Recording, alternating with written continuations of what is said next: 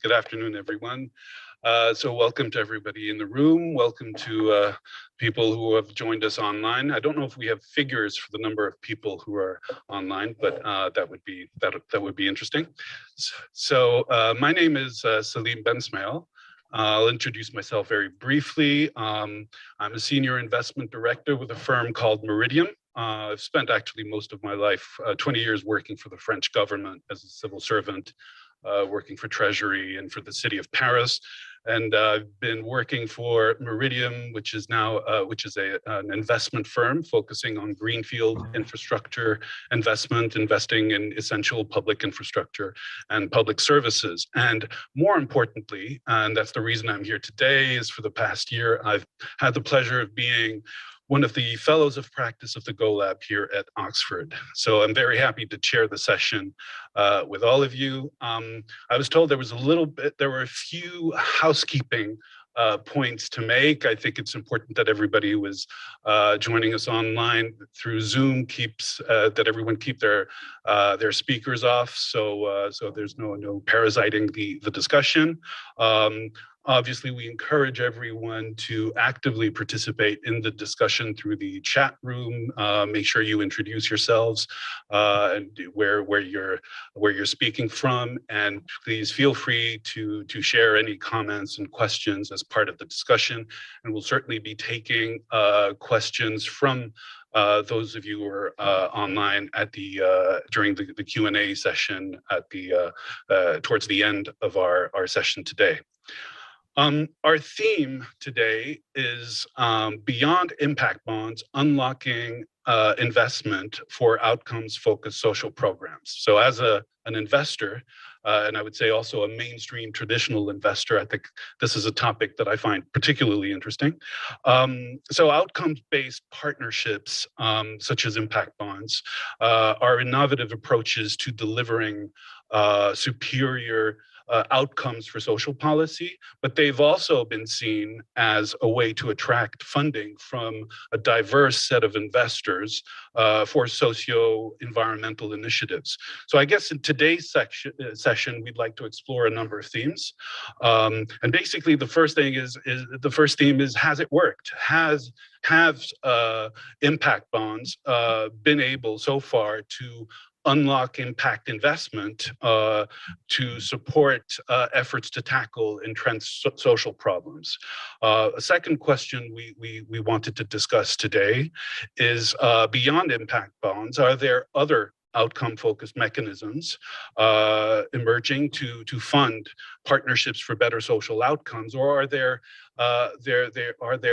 ways that we can improve the structure of existing tools to be more effective in attracting investment, a wider range of investors into the field?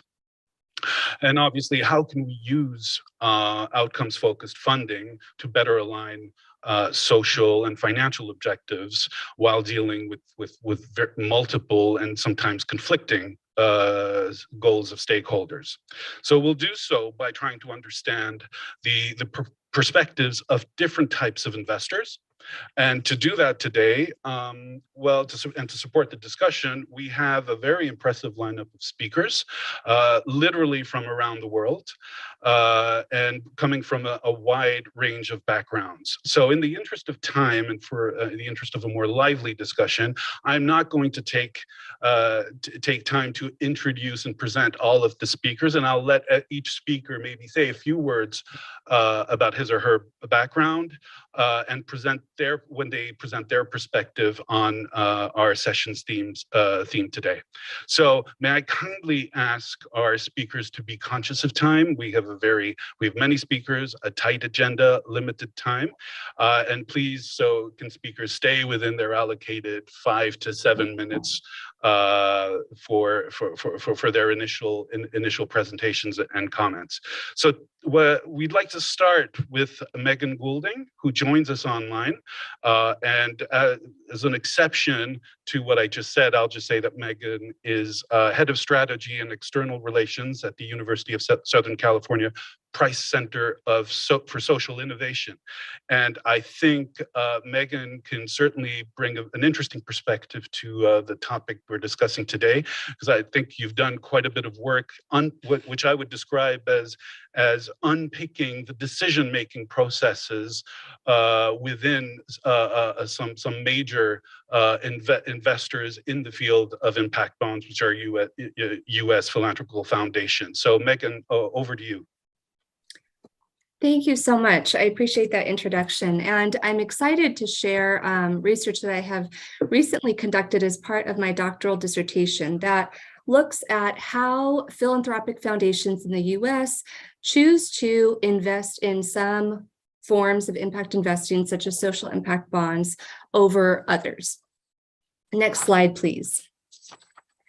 So in the United States, philanthropy is increasingly pursuing deep, authentic collaboration with government. Additionally, philanthropy is demonstrating an increased interest and tolerance for impact investing. And social impact bonds then, in theory, combine these two interests quite well. However, only 40 or so foundations in the US to date have invested in a SIB project so far. And this is important because philanthropy and foundations in particular are critical investors in SIBs in the US because they provide the funding needed to attract external capital, usually private capital, into these projects. So to understand this issue a little bit better, I conducted interviews with 18 different foundations, 8 of which had invested in a social impact bond, 10 of which had not. I also conducted interviews with 4 intermediary organizations. Next slide, please. And so the key findings from this research can be broken out into 4 primary themes. First, motivations for impact investing overall among foundations. All foundations that I spoke to were interested in attracting external capital into the projects that they were investing in. Additionally, foundations wanted to use impact investing to demonstrate and scale promising programs, and also leverage their full portfolio of assets, using really every tool at their disposal to advance their programmatic objectives. Specifically with regard to the appeal of SIBs, SIB investors, those foundations that had invested in social impact bonds specifically, wanted to use the model to change how government dollars are spent, how government contracts for social services. They were also interested in the potential of SIBs to catalyze large-scale change. However, foundations were overwhelmingly agnostic about the tool. There wasn't one foundation that told me that they were eager to go out and find new projects to invest in. However, there was also no foundation that said they would never consider another project again.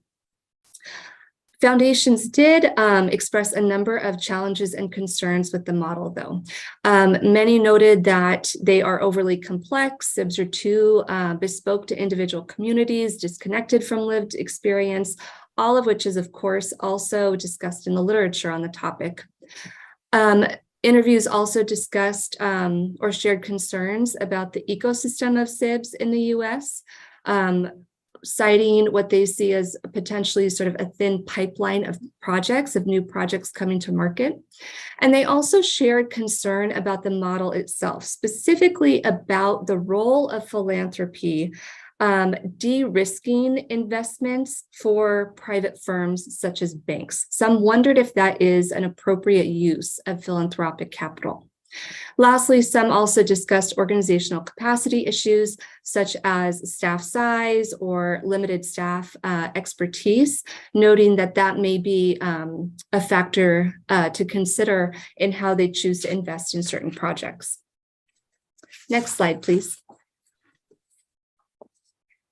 Many also expressed the desire for a refined SIB model, what some called as kind of a third-party bundler that pools resources from multiple investors, finds and vets different deals, manages all of the contracting process, every part of the transaction. And in my research, I referred to this as a fund investment approach to financing SIBs, in which a foundation can allocate capital to a firm that is managing a portfolio of outcomes-based projects, rather than having to identify and vet individual projects. And of course, this work is underway, right? There are a few firms doing this type of work, both in the UK, and there is such a firm in the United States as well. SIB investors, those foundations that I spoke to that had invested in SIBs to date, really resonated with this model. They found a lot of appeal in having a firm source new projects and bring them to market, and also the efficiency provided in a firm managing that really complex transaction or contracting process from start to finish. So I see a number of advantages in such a model.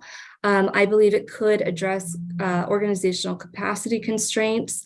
A small foundation would not be constrained by staff size or limited expertise if they use such a fund investment approach. It could also address pipeline and ecosystem constraints if the firm is actively working with government to develop new projects.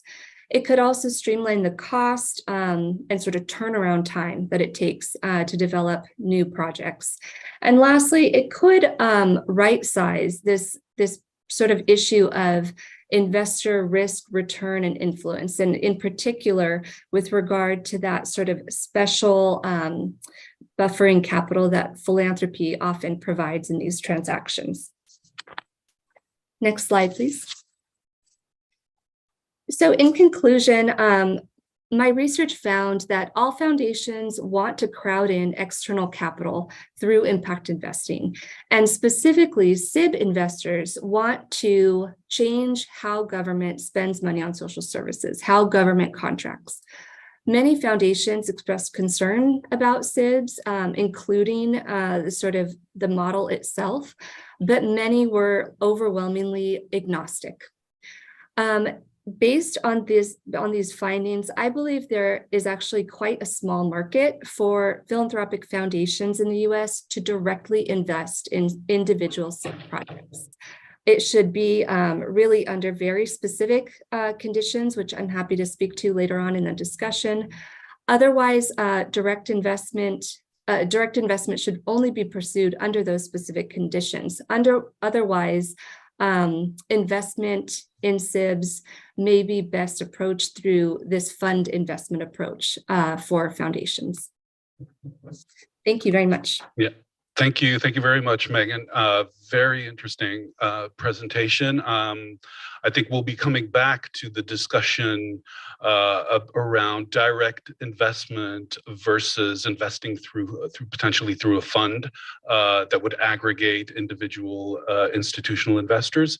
And what's fascinating to me, coming from a slightly different perspective, I'm relatively new to the world of impact bonds, but coming from the world of infrastructure investing, this is a path that that industry has been through over the years, with a first stage where direct investment by institutional investors in a number of projects, especially greenfield new infrastructure projects, was just seen as too risky, too complex. So these institutional investors invested primarily through companies like mine, Meridium, investment funds that specialize in infrastructure. And gradually things have changed as they've become more knowledgeable, and we're now facing competition from our investors who are sometimes going into projects directly. So I think it's certainly an interesting discussion that we can take forward a bit later. I'd now like to move to our next speaker, Luigi Corvo. I believe, Luigi, you join us from Milan. So please, can you introduce yourself? And I believe you're going to give us, help us take a step back and look at a decade of investing in impact bonds and the lessons that you've drawn from your research. So thank you, Luigi. Over to you. Thank you very much, Shay, for this opportunity. I would like to, I am a researcher of the University of Bicocca, Milan, and co-founder of an academic spin-off that is a startup working on social impact assessment through a digital platform and a comprehensive database. I would like to share with you the preliminary findings of our research project that is aimed at looking for the deep theoretical roots of impact investing, starting from some evidences. Now, the first evidence is that it's quite recognized that we don't have enough data about impact investing. We don't have enough data, and we usually follow an insight more than an evidence-based.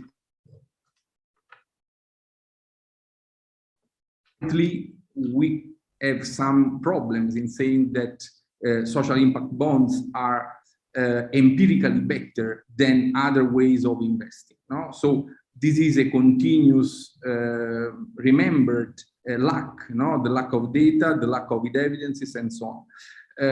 We should say that something different can be said when we talk about outcome-based commissioning. Let's say that in that case, considering the strong role of public administration as a key issuer of those instruments, the insight that we are following is stronger than in other cases. But also in that case, we don't have enough data. So we started trying to understand why we have this kind of moral hazard when we affirm that social impact bonds are better than other ways of investing. Also considering the most recent researches in this field, for instance, the one of Barber and others, other researchers that try to understand exactly this point of view by analyzing more something like 200 impact funds from all over the world. Our idea was that this problem, this continuous lack of information really are explained by a lack of theory. No? A lack of theory means that we didn't investigate so appropriately the relation between the impact investing proposition and the economic theory. Our research project is going towards the analysis of two kinds of relations. The first one is the relation between the impact theory and the externalization theory. So we are trying to define how the impact culture as the proposition of re-internalizing what was considered as external effect before. No? So challenging the idea of a strong separation between the internal environment of the agents and the external environment of the agents. So when we talked about the social and environmental costs, now we recall those concepts as impact. So this is a first pillar of our research. A second pillar of our research is about the relation between impact and profit. This relation is particularly interesting because, for instance, the great project of the GoLab Research Center in the Indigo project that is trying to collect knowledge, information about the empirical experimentation of social impact bonds and other impact-related financial investment instruments is particularly important for our research, but also considering the data provided by Indigo, only for the 20% of those cases we can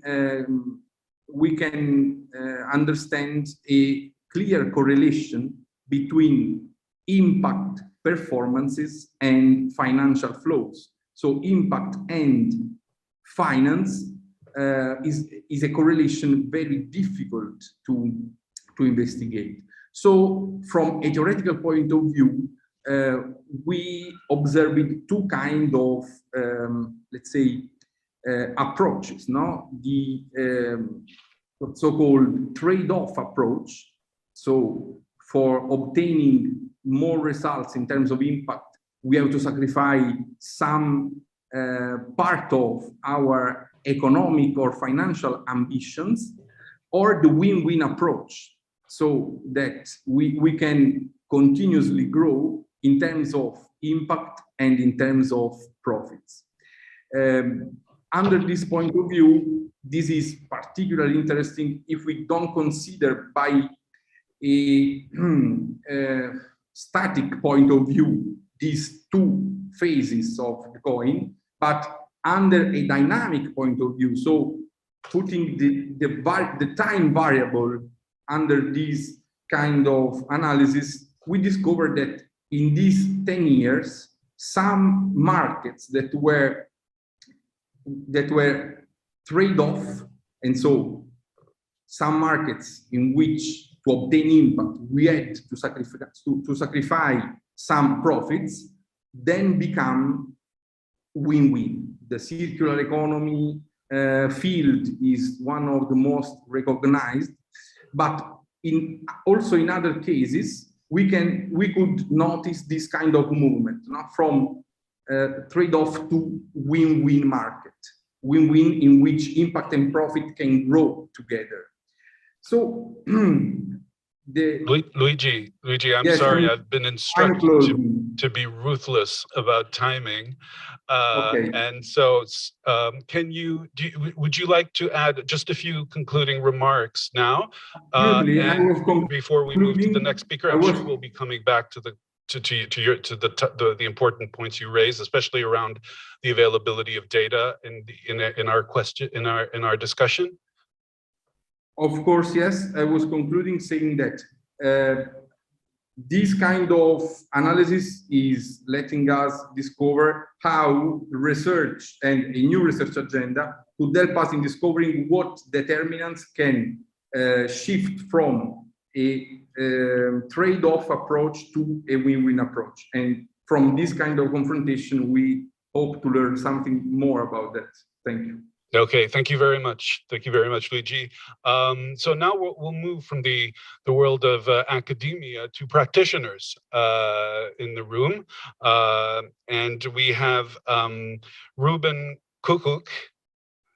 Yeah, I managed. And Daphne Salvino from Social Finance, do you say NL or Netherlands? You can choose. Okay, Netherlands. And so please tell us about your work and your insights on today's topic. Okay, thank you, Salim, for the brilliant pronunciation of my last name. And of course, we're a bit intimidated between all the schoolers who can tell everything about the market. So we like to deep dive into one of our social impact bonds, and then later we can reflect on this impact bond and see which lessons we can learn. You also want me to give a short introduction, or just go? Tell us whatever you think is relevant. Anyway, so I will skip my introduction. Yeah, so we in the Netherlands, and like in every country, seniors who have full incidence is a major issue, growing because of the population is getting older. 100,000 seniors go to the ER because of a full incident. 3,500 seniors die, and it's cost the Netherlands around €1 billion. So the good news is that there are effective interventions who can prevent seniors from falling down. Interventions, courses to give you more muscle strength, more confidence, and if you fall in the right way. However, prevention, as you all know, is really hard to finance. We like to finance curing illness more than prevention, because that's how the business model works. And that's also the case in the Netherlands. So if someone falls and they're cost by the health insurer or several health insurers, by the health institute, that's a national body, and by municipalities. And what we did in the Netherlands is all those 3 parties, or actually there are 12 parties because we work with 7 municipalities and several health insurers. They teamed up to pay for outcomes. And yeah, I hoped to be like I applied for, or we arranged this presentation a few months ago. So I hope to walk into this room and to present the first crowdfunded impact bond of Europe. However, we are still in the campaign, but that's also something special. We'd like to talk a bit more about how we crowdfunded this health impact bond. Yeah, thank you. Next slide. I think first, also during this session, we are glad to talk to you more about the lessons learned and the takeaways from the Health Impact Bond. So right now we're trying to launch the Health Impact Bond this fall. So we're really at almost the start of it, and we have a lot of lessons learned. But before we go into this during the discussion, I would like to give a short overview of how the Health Impact Bond actually works.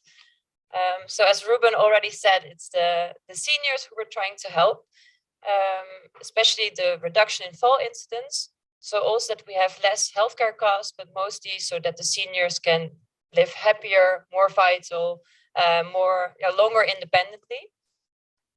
And we do this by a big program, like Ruben said, courses which are proven effectively in reducing fall incidents. But also the program entails much more. So we have a communication campaign, different sessions to really find the seniors. It's in a specific part of the Netherlands, but really find them, recruit them, screen whether they have indeed a high risk of falling, so whether they belong to the target group, and really redirect them to the courses. So this is an important part of it to really ensure that seniors will take part in the courses.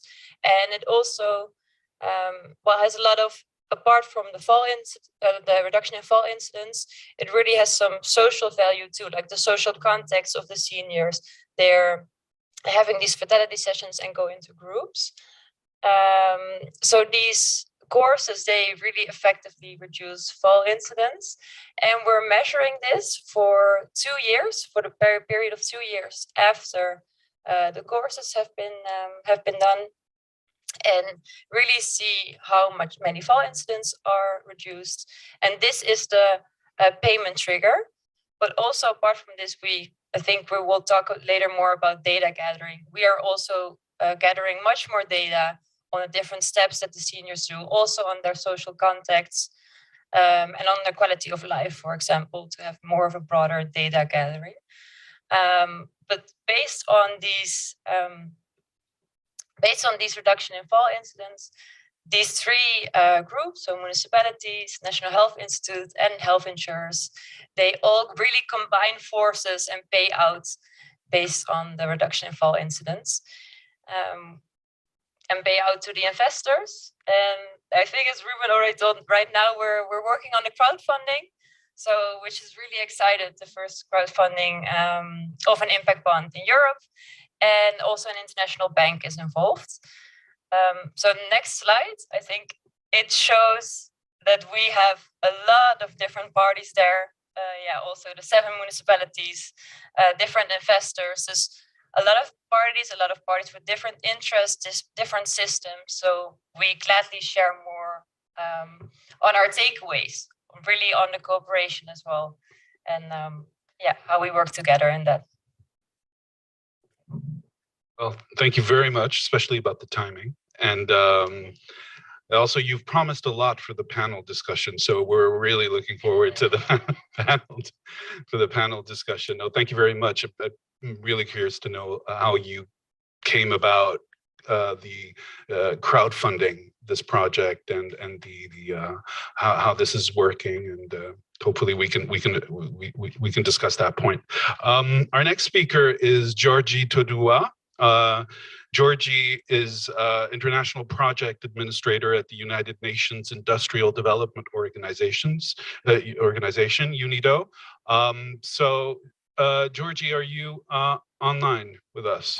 Yes, thank you, Salim. I hope you can hear me. Yeah. Then I will start. As you can see, the title of my presentation is about exploration of development impact bond as an alternative financing mechanism in sub-Saharan Africa.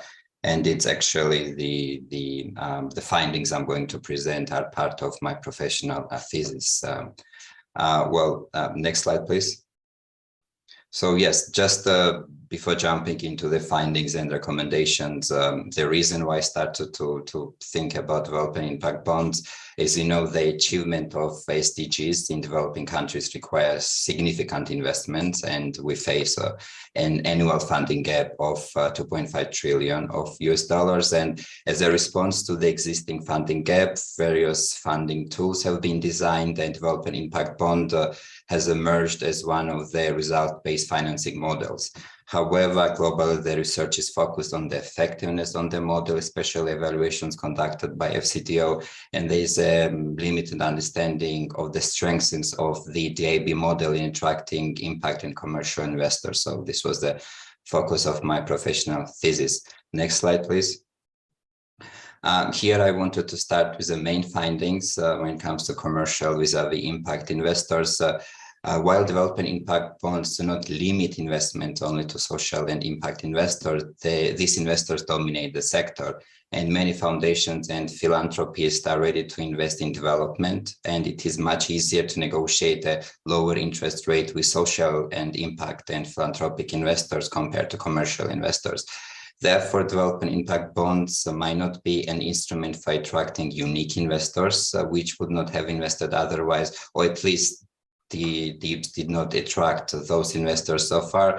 However, the strong outcome-based culture encourages investors to support the development impact bond model compared to more traditional forms of investing that we have. Commercial investors also have an opportunity to invest, obviously, in the development impact bonds, but their investments are not necessarily needed at this stage because we have plenty of social and impact investors. However, just to mention that at this stage, according to Brookings Institution, there is only 17 development impact bonds in place nowadays, so we don't have like a big data to compare.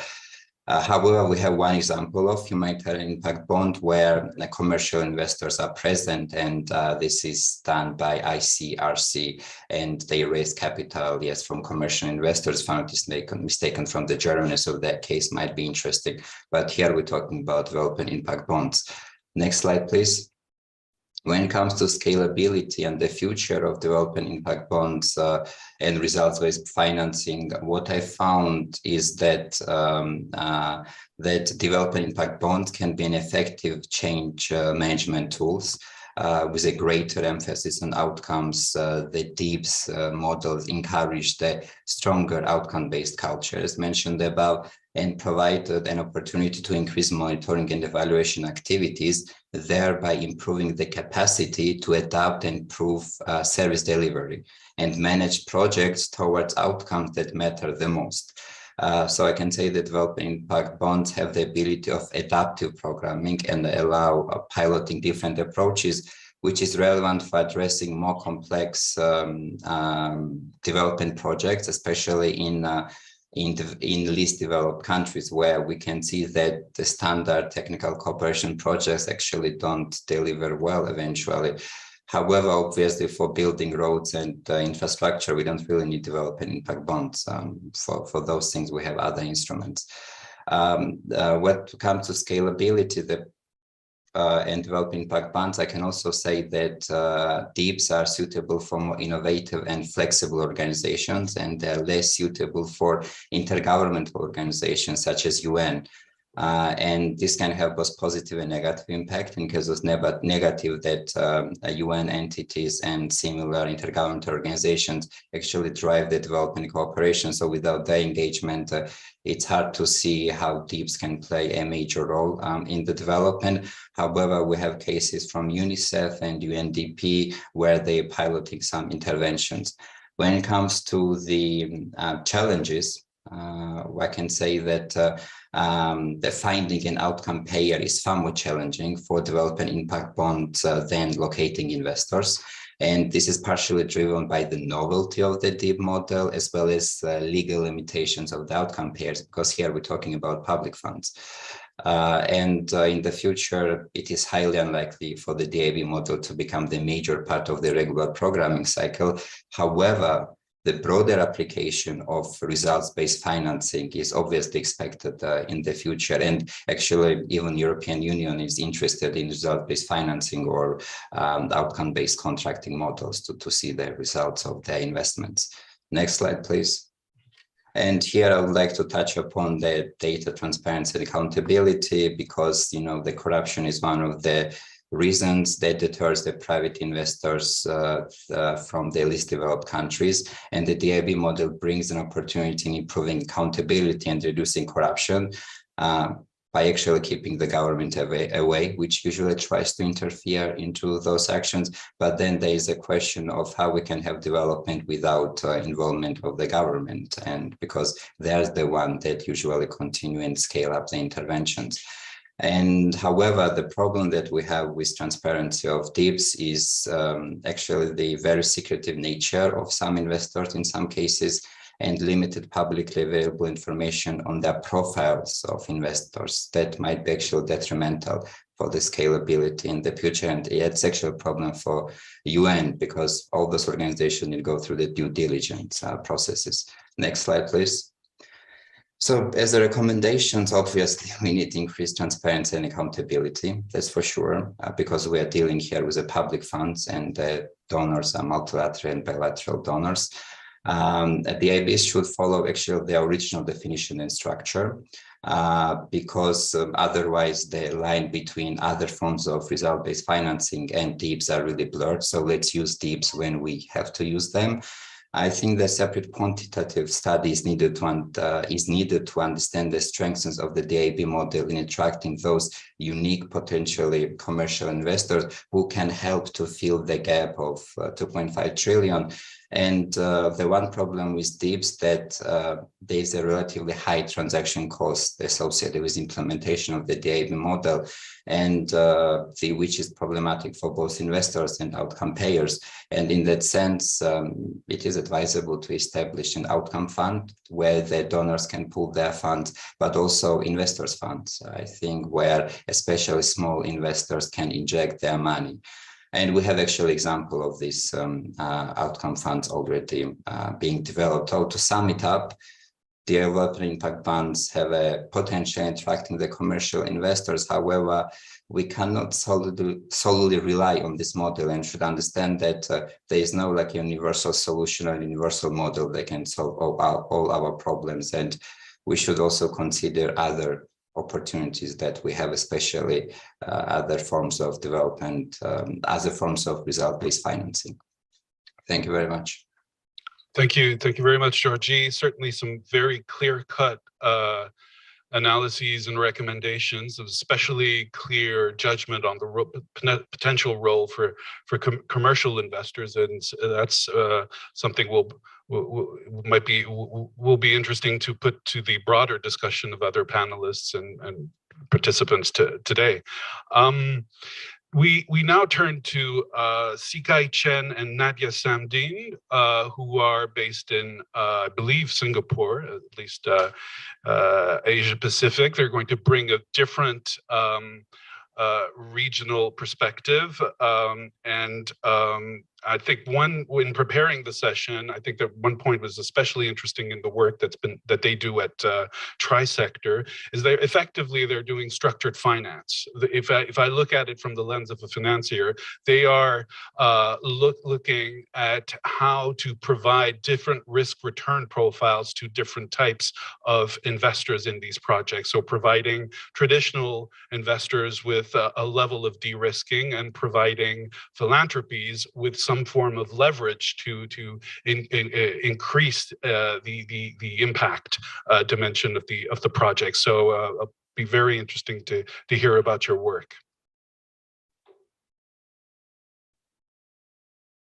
Yeah, thanks a lot, Salim, and nice to meet all of you. My name is Sukai. I'm the CEO of Trisector Associates.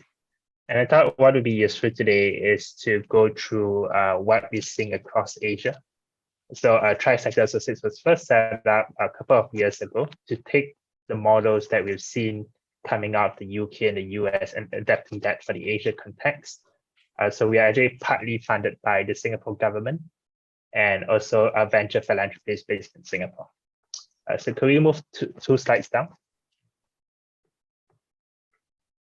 Yeah, so since we've started, we've been working across the different ecosystems in Asia, trying to capitalize this whole social outcomes contract or social impact bond ecosystem. We've managed to launch Hong Kong's first social impact bond. In Singapore, we've created newer models of the social impact bond that we wanted to go through. So this would be the social impact guarantee and the outcome simplifier. And both of these models are actually evolutions of what we've learned from the social impact bond, not only in Asia, but also from around the world.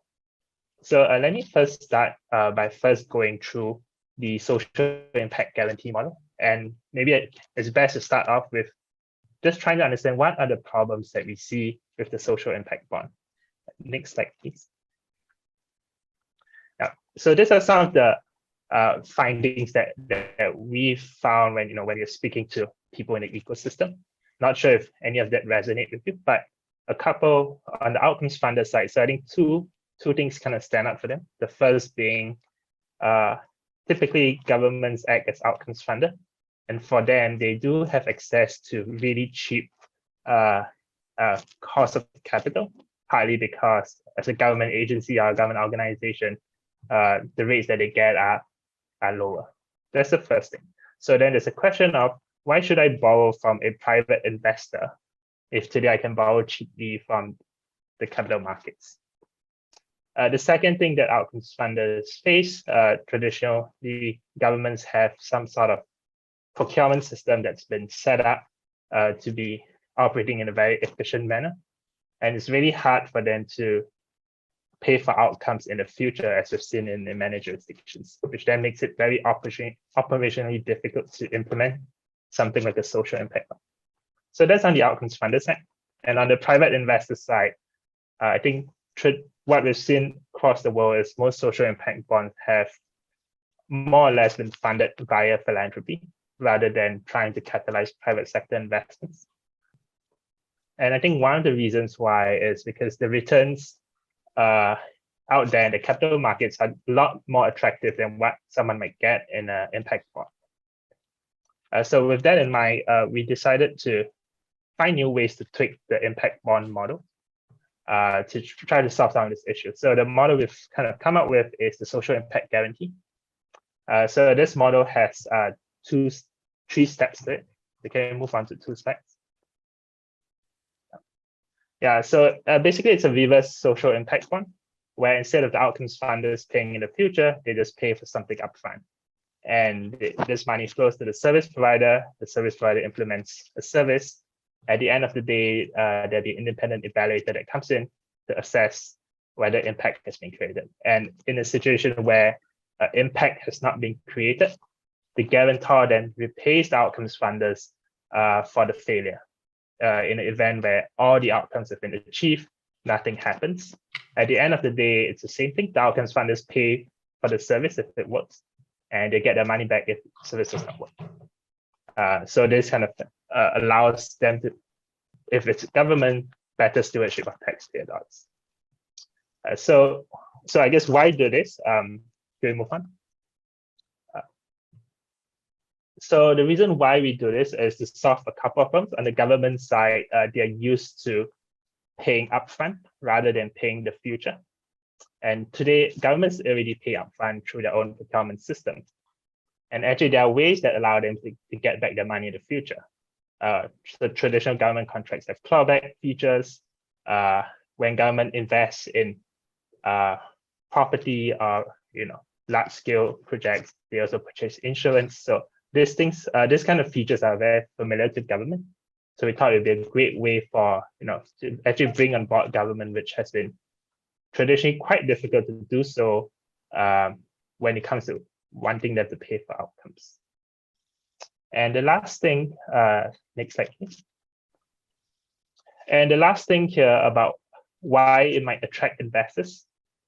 So if investors today are attracted to higher financial returns in the capital markets, where they can easily access, via, let's say, an exchange traded fund, an ETF, or a bond, there's a question of why would they want to invest in an impact bond to begin with, right? And part of the reason why an impact bond may not be as attractive to them is because it doesn't have the time value of money. Instead, what they're actually getting repaid for in the impact bond is basically the risk of the project or the risk of the service providers failing. So to account for that, in a guarantee model, if an investor acted as a guarantor, then they could have invested that money that they initially would have given to the service provider over, let's say, 3 years. And over that 3 years, they could be making market rate returns. And at the end of it, they will only need to pay back the outcomes funder if the guarantee is called. So this allows them to not only earn the time value of money, but also enjoy sort of the returns from the risk. So in short, that's the social impact guarantee. And I think this model was really evolved from us trying to understand what the problems are with the social impact bond. Let me now hand it over to Nadia to talk more about the outcome simplifier. Thanks, Sakai. Hi, everyone from Singapore. You were right. I know I don't have much time left, so I'm going to go really quickly, but thankfully these are probably models which more people are familiar with. If you could move on to slide 11, I believe. Next one, and one more. So there's two other value propositions which we've looked through. One of it coming from an outcomes funder's point of view is this thought that if the funders are mostly philanthropic in nature or related to philanthropy, then why should we pay them back when they would have donated in some shape or form, perhaps a different quantum, but they would have been part of the donation ecosystem anyway. And on the philanthropic funders part, perhaps through different ways charities are structured or also tax deductions, they might not really want their money back, but what they want is the pickup from government or other aid agencies. Next slide, please. And this concept of kinds of match funding as well as AMCs are already accepted ideas. Match funding, for example, in Singapore, there's the tote board, which is similar to lottery funds over the world, or advanced market commitments. Many of you probably be familiar with Frontier Climate, as well as how vaccines are made. So moving on, essentially, an outcomes amplifier takes those ideas together. So on one side, you have a donor who's willing to fund the first cycle. You agree on certain outcomes, which will be measured, tracked, and monitored over time. And at the end of it, if the outcomes have been met, then the outcomes amplifier, which is typically government or government-related entity, will amplify the outcomes in a second round or a continuous round moving forward, therefore serving the beneficiaries and the communities for the longer term. So we've done that, next slide please, in an income stability project in Singapore. And I won't go through the details there, but if I can finish up my last slide, it's really where we hope to dive into some of these more intricate and complex areas, which perhaps government may not have, particular ways of answering it, to explore new innovations, trying out models such as the social impact guarantee and the outcomes amplifiers. I'll stop there. Thank you very much. Thank you very much. Our last set of speakers will allow us to finish our tour of the world, because we're essentially now going to South Africa. So we have from the Gauteng Partnership Fund, Mandy Jayakodi, who's joining us online, and Simpiwe Ndolovu, who is actually with us today, and I'm happy to share the floor now. Thank you. Thank you, Salim. Thank you, Salim. As you mentioned, I'm Simpiwe Ndlovu from the Gauteng Partnership Fund. I'm a specialist in project costing there. My background is of a professionally registered quantity surveyor and also registered in the UK with the Royal Institute of Chartered Surveyors. I think I'm going to hand over to Mandy to do a quick introduction before I start. I just hope we won't get caught by your ruthless clock.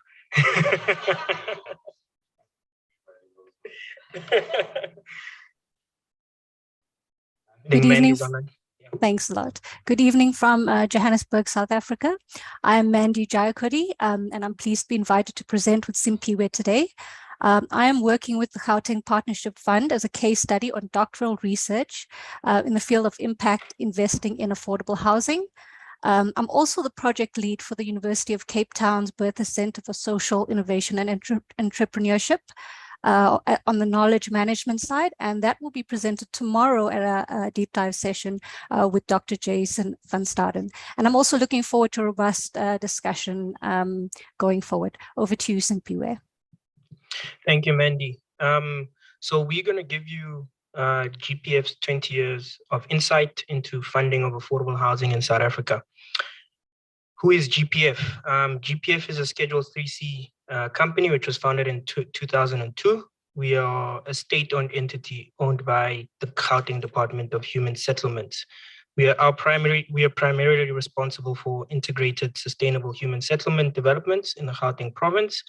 Our initial mandate was to look at social housing specifically, but that changed to include affordable housing. So we are a funding and implementing agent, which means that we are custodian of strategic provincial land, which is transferred to us by the government for development and effective immovable asset management.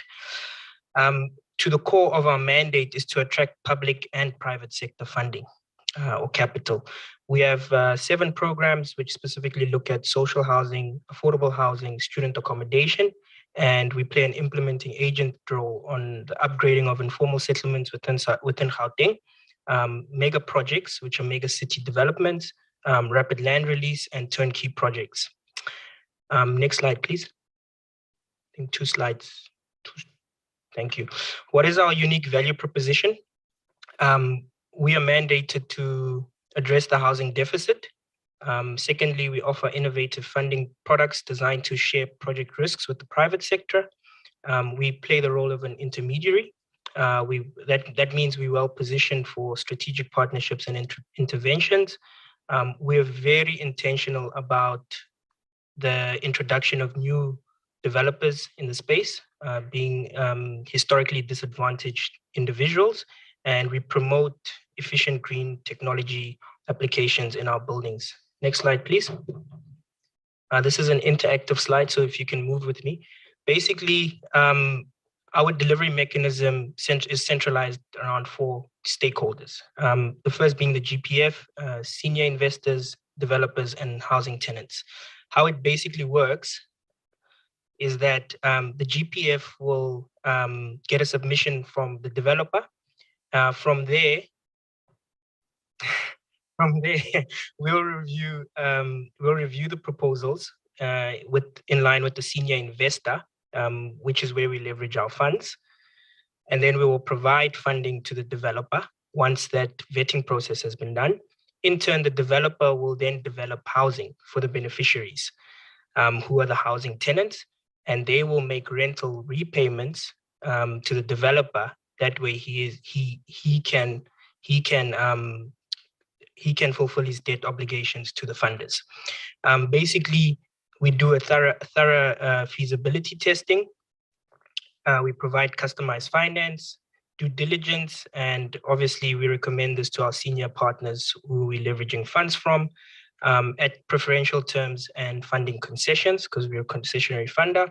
In the development process, we also provide project oversight, payment coordination, and this results in rental subsidies to the beneficiaries who are the housing tenants. We then are seen as the intermediary in this structure, with the key investors being the three parties: the developer, GPF, and senior investors, and the beneficiaries become the housing tenants and the developer. Our investment and return, next slide, please. Our investment and return, when we look at it holistically, is about 5.5 billion rands. Of that, 2 billion rands comes from GPF investment directly, which is equivalent to about $1.2 billion, if my math is correct. The other 3 billion is what we've leveraged from senior funders and conventional investors, which is equivalent to about 1.8 billion rands. And then the balance of it is about 500 million rand or $300 million, which would come from the developers themselves through private equity. From this whole structure, we've managed to put into the economy about 9,937 affordable housing units. So I'll hand over to Mandy just to continue with the presentation that looks at our insights. Thanks. Thanks a lot, Simpiwe. I think GPF is a very interesting case since they have been operating for over 20 years and they don't really strict the social outcomes financing as I've heard it discussed over the course of today. You would have seen this from the model that Simpiwe just presented. GPF is aware that outcomes-based funding poses an opportunity, and it is yet to be determined what the role of the organization can be. And what they hope to do, as mentioned by Megan earlier also, is to further catalyze private sector and other public sector funding in the space. I have to say that between Simpiwe and myself, we struggled to fit 20 years of insights into 7 minutes. So in response to this, I will provide a brief overview discussion which covers the insights, and I'm sure the slides will be made available by the conferencing team.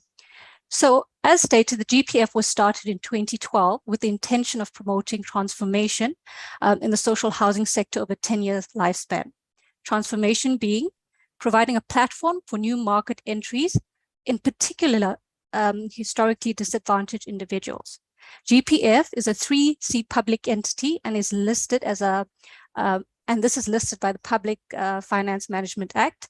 And this form has limitations in terms of what this vehicle is allowable, what it can do. In subsequent years, the mandate of the organization evolved to include other projects such as rapid land release and mega projects. 20 years on, and the business model has not actively evolved to cater for the organizational changing mandate. And it still operates within the context in which the organization was initiated. The new areas covered by the organization, however, do offer the prospect to relook at the organization value proposition and align this to industry trends.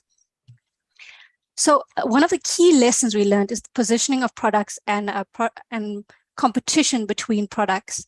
Essentially, social and affordable housing recipients are categorized according to the household incomes. And there's a household income band which allows recipients to be eligible for both product types. Specifications for social and affordable housing in South Africa are relatively similar. And understandably, when these products are located in a community requiring both products, due to the lower rental costs associated with social housing compared to affordable housing, the demand for the former increases whilst the affordable housing product suffers. GPF is ideally positioned as an intermediary, and the potential to offer or to better leverage their networks to fast-track developments has been highlighted. Some of the key challenges raised with the supply chain or the value chain is the readiness of the first-time developers into the market, the skills of service providers, and the lack of incorporation of innovative building technologies into developments. So as I'm not sure if Simpiwe mentioned, he might not have, but the organization was started with a capital amount of 200 million rands, estimated at just under 10 million pounds. It is currently self-sustaining and has not been recapitalized since. the GPF has identified the need to focus on its revenue generation potential in order to increase its financial sustainability. The last takeaway is the imperative for GPF to actively incorporate measures to protect the long-term social, environmental, and financial return of their investments. And my final thoughts basically focus around the rapidly increasing housing deficit on the African continent. This is fueled by factors such as population growth, migration of rural populations to urban hubs, and is further exacerbated by poor quality and quantity of housing stocks. New perspectives and innovative methods are necessary if we are to successfully have a chance at tackling the issue of housing in Africa. Thank you. Well, thank you very much, both of you.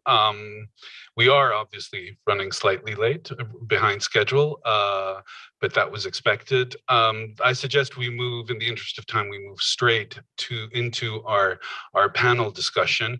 We've covered a lot of different themes and topics and insights, and I'm sure the panel discussion, unfortunately, won't be able to do justice to the wealth of insights that were shared. We thought we'd organize the discussion around maybe 3 topics and 3 questions with our panelists. I guess the first question is to understand and discuss the role of the different categories of investors in impact bonds, the role of commercial investors versus the role of philanthropic investors. The second question we might address is to discuss how we can facilitate further increased investment in the impact bond space.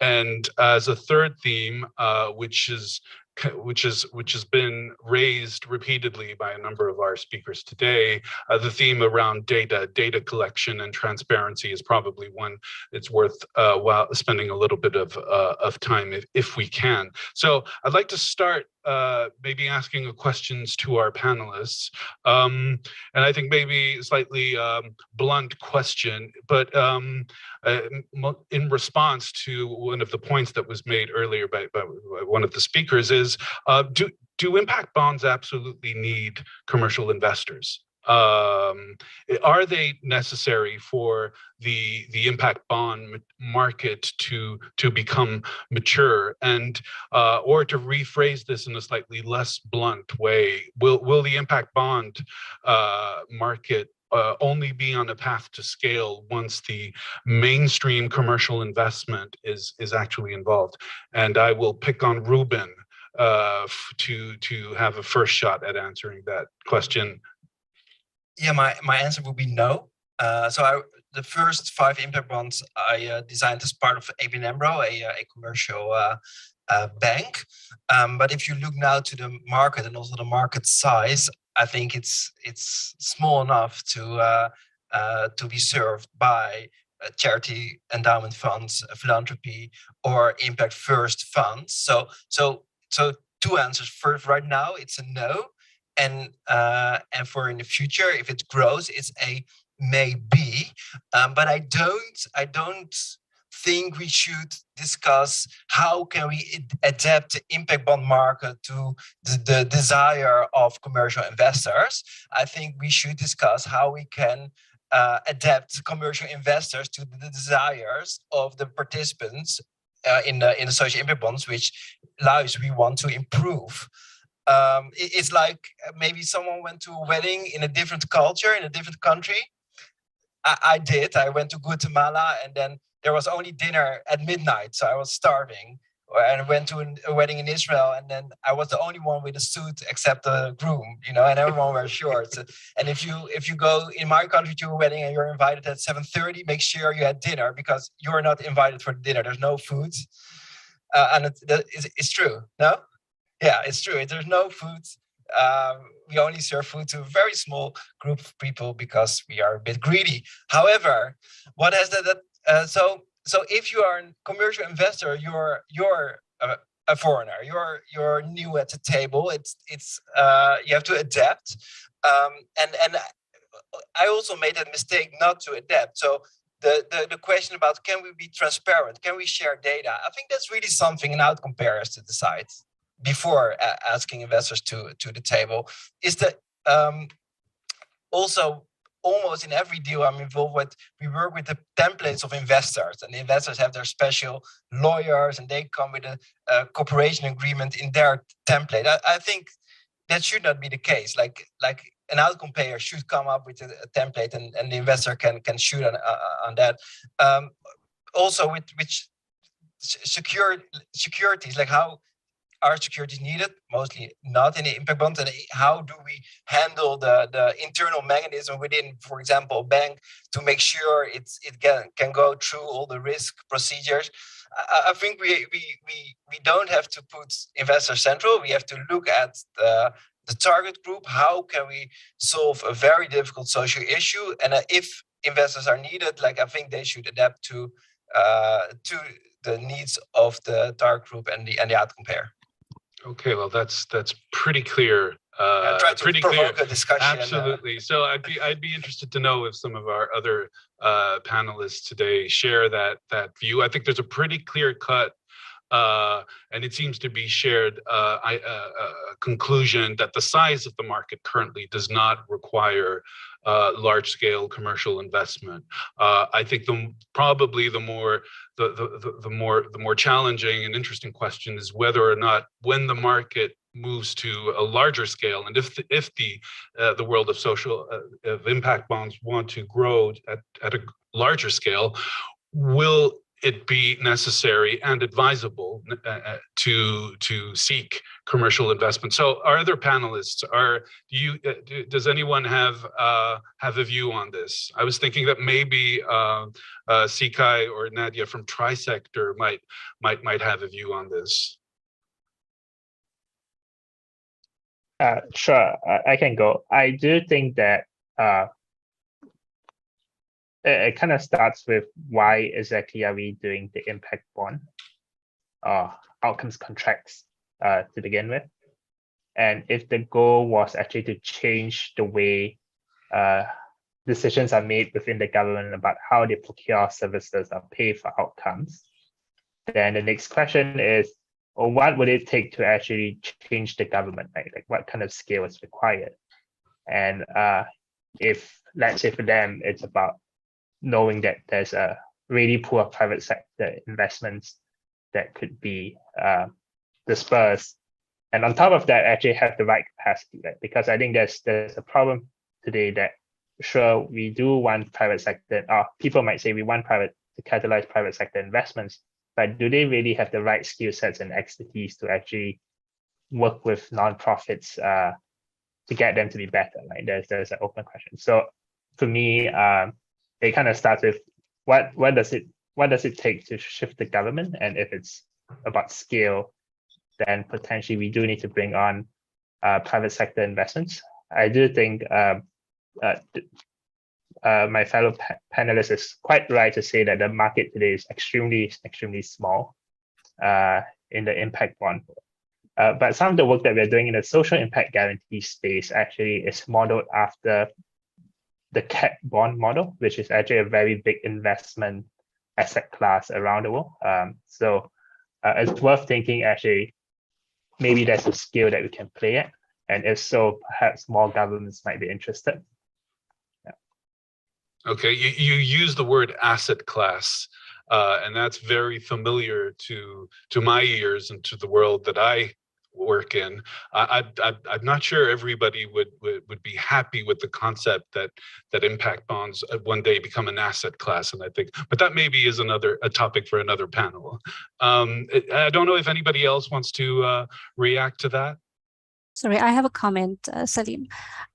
So for us in the housing sector, I suppose it depends on which sector you're working on. We want to be able to get as much investment into the sector as possible. And also what we found on this project, as well as on the Green Outcomes Fund, is that it really is a dynamic process. And as you move along, you kind of learn and you adjust, and that's just a learning process that is coupled to what we're currently doing. Thanks. Okay. Thank you. when we talked about the different categories of investors, we kind of focused on commercial investors and philanthropic investors. But actually, in your work, you've introduced another category of investors, which is my understanding the broader public through crowdfunding. So can you maybe, Daphne, tell us about the rationale for looking for this type of funding source? Yes, of course. I think, well, mostly we have really good contacts also with this crowdfunding platform, and really broadens the opportunities for funding. And I think especially because we were at the moment when we were gathering the funds more in Corona times. So it's also seeing what's the possibilities, where are the possibilities, and I think especially an interesting part of doing crowdfunding.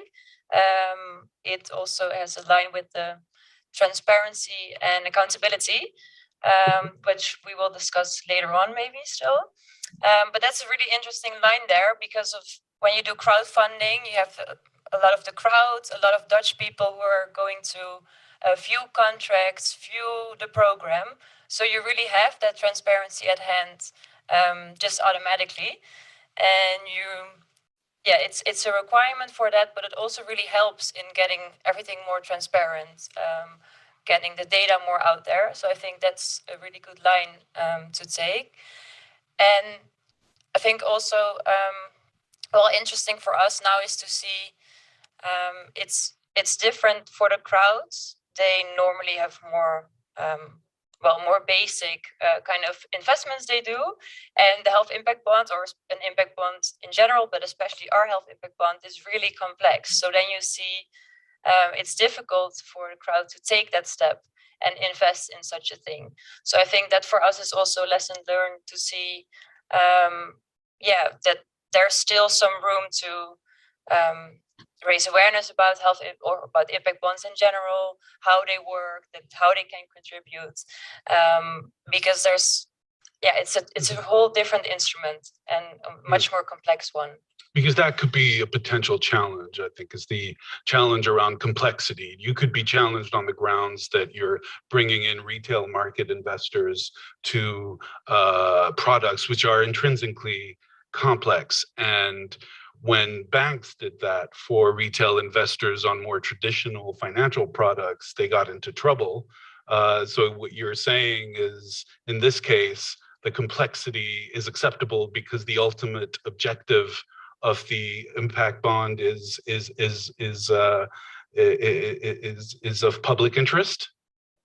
Yeah, and I mean, we have a lot of information on there, so we really brief them extensively. We also have webinars and different ways to brief the crowds.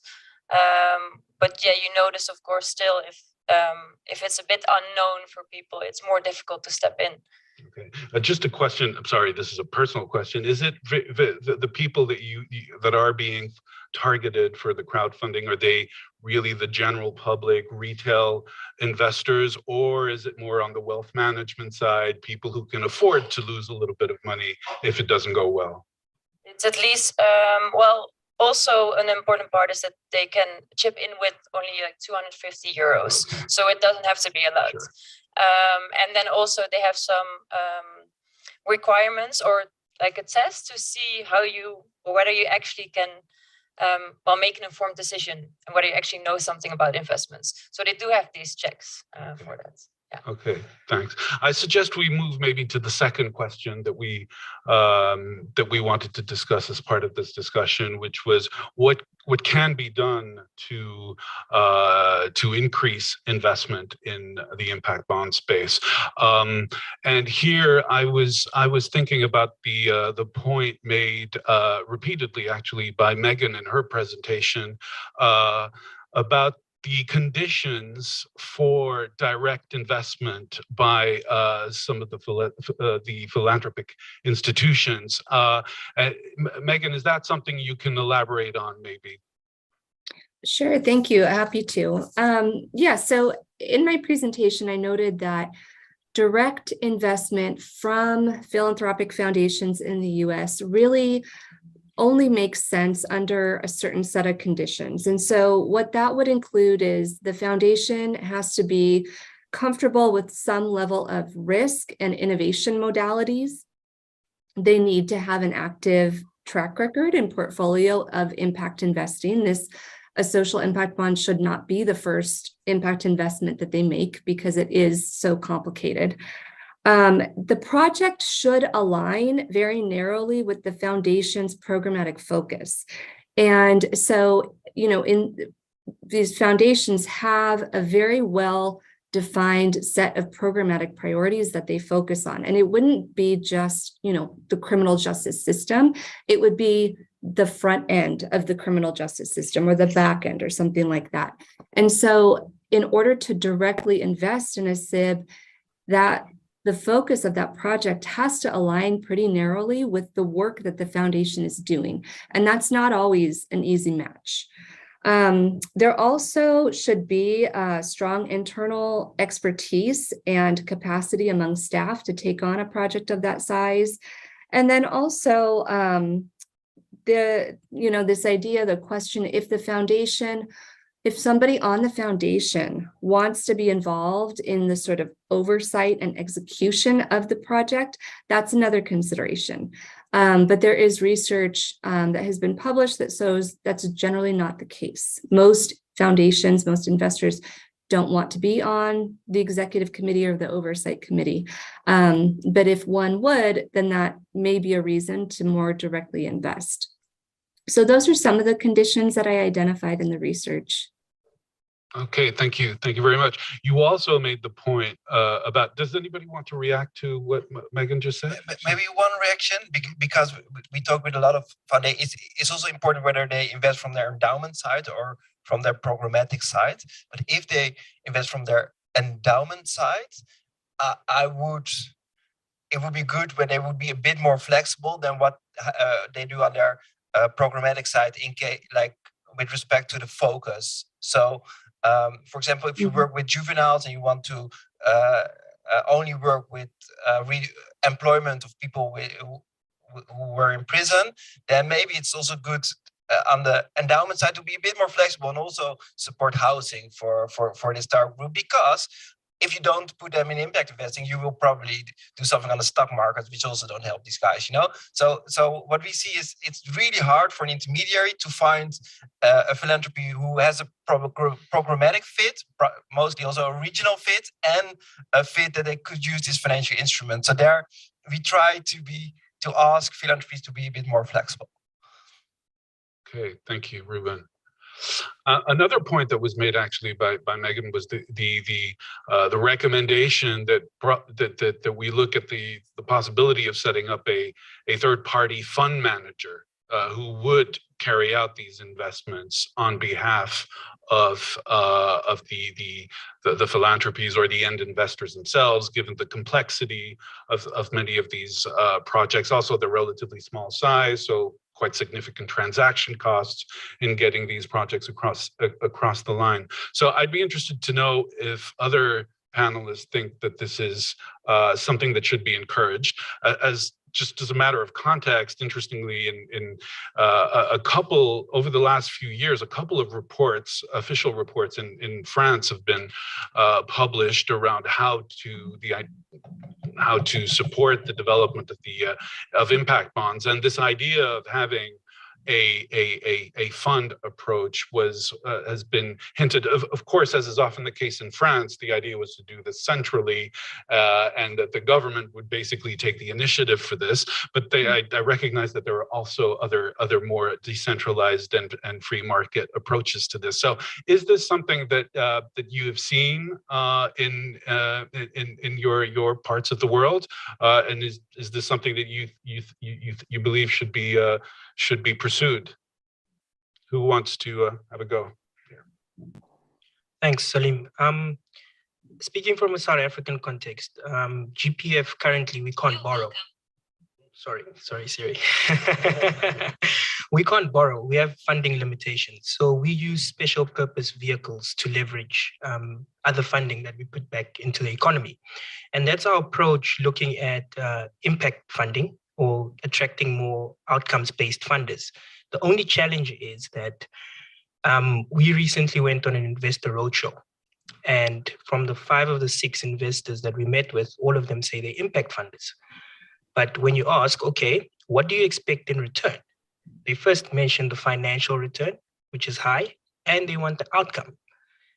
And therefore, there needs to be a concession somewhere that you take. I can't borrow 1 rand and have to pay it back at 2 rands and still give you an outcome. So the issue of data is really important because I think there is a misalignment in terms of expectations from investors, but that's from a South African context. Thanks.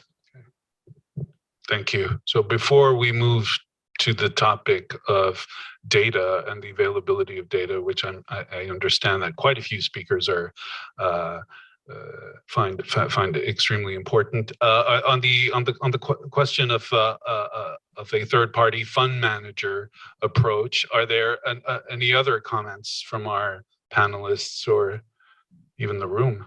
Sorry, Salim, it's Mandy. We did a similar thing on the Green Outcomes Fund, which Jason van Staden will present tomorrow. There was some complexities in doing that because what happens is we put it wasn't sector specific. So it meant we're dealing with multiple, funding opportunities at all of them in different sectors, which created a huge palaver in terms of monitoring and evaluating the data and the skills required, to be able to do this successfully. So it does have its challenges, but it's not a bad approach to take if the right mechanisms are put in place. Okay, thank you very much. Yes, we have. I don't know if I can take questions or comments from the room, but I will. I'll tell. My name is Hugo Moos. I'm coming from the Swedish context. I think to me the question of having a sort of a slightly professional fund manager in the context of SIBs and SOCs is relevant because we know they're complex investment objects, right? So the transaction cost is going to be high, the cost of monitoring and evaluation is going to be high. There's going to be less value from scaling if we do one by one. So I think either if the sort of such a fund is centrally sitting with the government, or if it's sitting in the private market, I think there's a real value add in an opportunity to really build capacity in terms of service providers, but also scale successful interventions. I mean, if you do a social impact bond and it really works, then probably in that fund you would want to sort of multiply and do the same SIB in other regions, etc. Right? So I think you can see, and I think you've seen in the UK the benefits of doing it in sort of a fund concept rather than one-by-one deals. Yes. From UNIDO. Sure. Maybe I'll get the microphone to you. So I'm Carolyn Heinrich from Vanderbilt University, and I was interested in George's comments about the fact that this is really challenging to do in some contexts, but it seems that the focus on measuring outcomes and the work that goes with that has maybe opened up opportunities for these other types of models we've been talking about, so that if we can't necessarily achieve the ideal SIBs in certain contexts, do you see that there's kind of more openness to doing outcomes-based investing in these areas outside of the specific model of the SIB? And I think Megan's comments a little bit related to that as well. Georgia, did you want to react? Yes, I would. I guess it was about, my focus was on developing impact bonds, but the thing is that when you talk about the intervention that we have currently, they are very limited to specific activities. It is either about employment, it is either about skills development, it is either about education, health, and so on and so forth. So I think that the areas of intervention can be obviously expanded, and it is not necessarily to have developing impact bonds as a main solution or the main tool that can address the problems in those problematic areas, but definitely we can use other forms of outcome-based contracting, because nowadays there are plenty of other options that are available on the market, and there is actually some interventions that are implemented by USAID, which calls I think pay for results, or pay for the outputs, which basically means that organizations paying their organization is paid and reimbursed based on the delivery of the output. So it is not that, like in developing impact bonds, when the money needs to be paid at the end of the process when we achieve impact, but rather the money is paid according to the set milestones.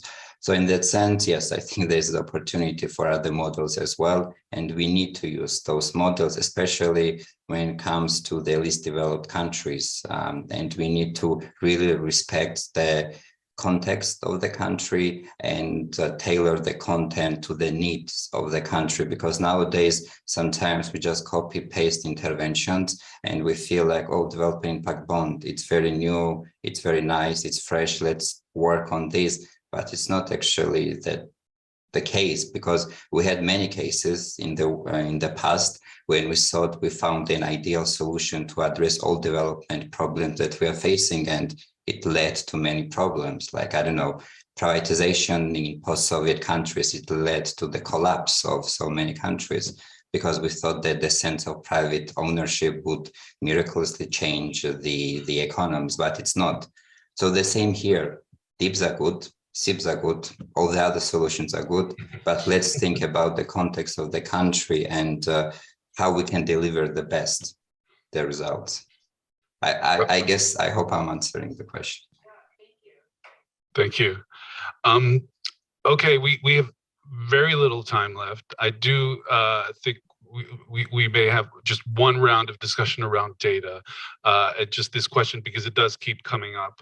The lack of available and relevant data. So maybe I'll just throw the question in the air and hope that somebody catches it, which is, I mean, is there agreement that we currently lack relevant data? And I think the answer to that is going to be yes. But then the question is, why is this the case, and what can be done to solve the problem? All that in 2 minutes. Well, maybe I can try. No, just two highlights. The first one is that this recognized lack of data is creating a controversial situation, because the large market is going towards the ESG investments.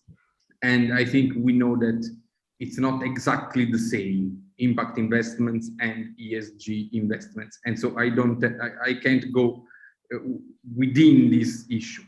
The second point is that we have to face with bottom-up versus top-down approaches with this lack of data. My proposition is that only by collecting data, and 1 minute, only if we don't relay so much financial flows and real impact generation, because we have a delay of we have a delay between output and outcome in the social field. So we should create a conditionality between impact data, so the data that could help us in understanding the impact, and money and financial flows. Because what is more important, in my opinion, is not in single project what impact has been done, but in the single project what knowledge can be collected for helping a systemic change towards impact. Thank you very much. Mara. I just want to share a perspective on data, because on Indigo we are trying to collect data, not particularly sensitive data, but it's challenging. And what I learned after years of doing that is that we need clarity of for what purpose. I think when we clarify, we collect this piece of information and this is how we are going to use it, that opens more door than give us your data because maybe I'll do something with it. That's the problem. But I think there is clarity. The question is, what is the right forum to decide what of the type of information that will benefit the stakeholders in this space? Be it financial institution, be it government, be it providers of services, the civil society, like what is the insight they need? And then work backward. Often, like being an academic, like I'm data hungry, like, oh, send me data. But I learned, no, you need to say, like, I want to generate this insight. To generate this insight, this is the data I need. And so I need to do a little bit of homeworks before asking for data. But I'm not sure academia is the only place where this can happen. And I'm interested to know, it would be interesting to know who should be part of this conversation to make it happen. Well, I think, oh, yes, we have another question. In development, we talk about theory of change, and somehow I haven't heard a theory of impact in all of this conversation. And so when we talk about impact, we really talk about, very specific outcomes generally. And so I'm giving an example, like if you require KYC data, like all banks require, and some countries started to collect that data, they would go ahead and incentivize and people can go and collect it. And that is over after a few years, right? So you kind of move on. But impact, and when I say theory of impact, is a long term. We're trying to solve a problem that traditionally has not been solved through mainstream finance or through, all the public health or public, welfare measures. And cracking that problem requires this multi-pronged approach. Therefore, a theory of impact, which we agree upon right at the beginning with the relevant stakeholders. It may be government, it may be private sector, it may be industry, insurance, banking, right? But that's totally missing. Thank you. Thank you. I have my watch says we have overrun, and I'm sure we could go on for quite some time. The fact that we've overrun, I'm going to have to sacrifice the super intelligent concluding remarks that I was going to have to make, and wow, they were really good. So I'm sorry about that. But more seriously, I think the best way to conclude today is maybe to thank our panelists for their contribution to the discussion, which I hope you enjoyed and I hope was useful. Maybe just a quick round of applause for our panelists.